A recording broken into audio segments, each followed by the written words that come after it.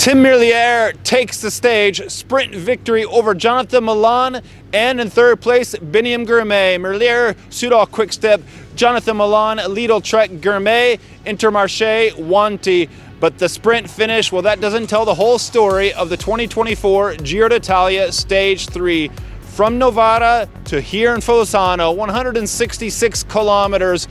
And yeah, it was a day for Tadej Pogacar.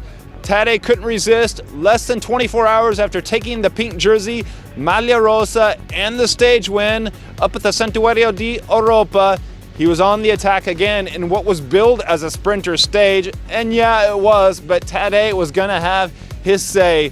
Around about 3 kilometers to go, Mikel Honoré from EF Education lit it up on a little climb, heading here into town, into Fossano. Tadej Pogacar followed right away, as to Geraint Thomas. Those three went up the road, and we had a firecracker of a stage coming into the final with the sprinters back behind, not knowing what to think.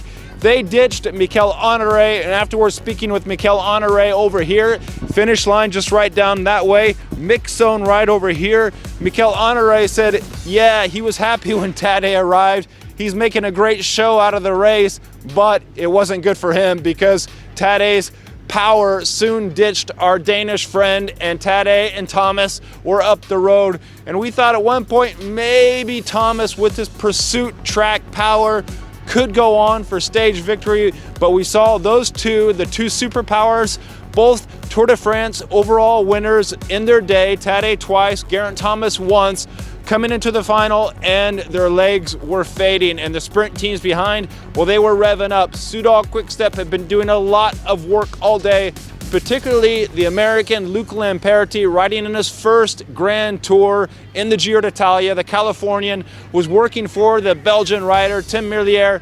They came in after all day working hard, and Tim Merlier pulled it off. His second stage win, I think it is, in the Giro d'Italia, winning here again in Fossano. And in second, the tall Italian rider, Jonathan Milan, who earlier in the day did pick up intermediate sprint points. We thought the stage was a bit of a sleeper, and in fact it was for the first half.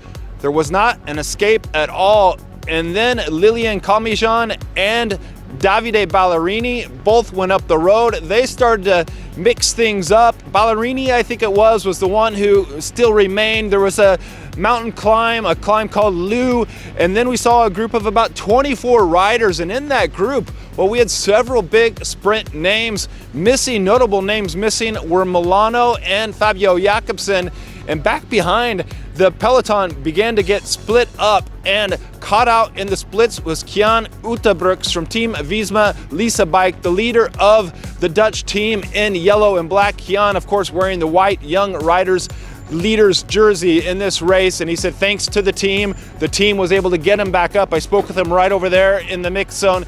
That came back together. Then we saw this intermediate sprint, and that was interesting in itself.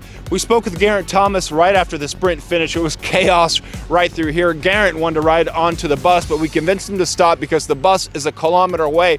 Geraint explained they were coming up towards that sprint, and he said over to Swift, Ben Swift said, hey, go for it. He saw Tadej over there. He wanted to make sure Swift took the bonus seconds away from Tadej, who he thought Tadej might go for the bonus sprint. And yeah, Tadej did, seeing Ben Swift go, and we think Geraint Thomas got third, so 3, 2, 1, those bonus sprint seconds.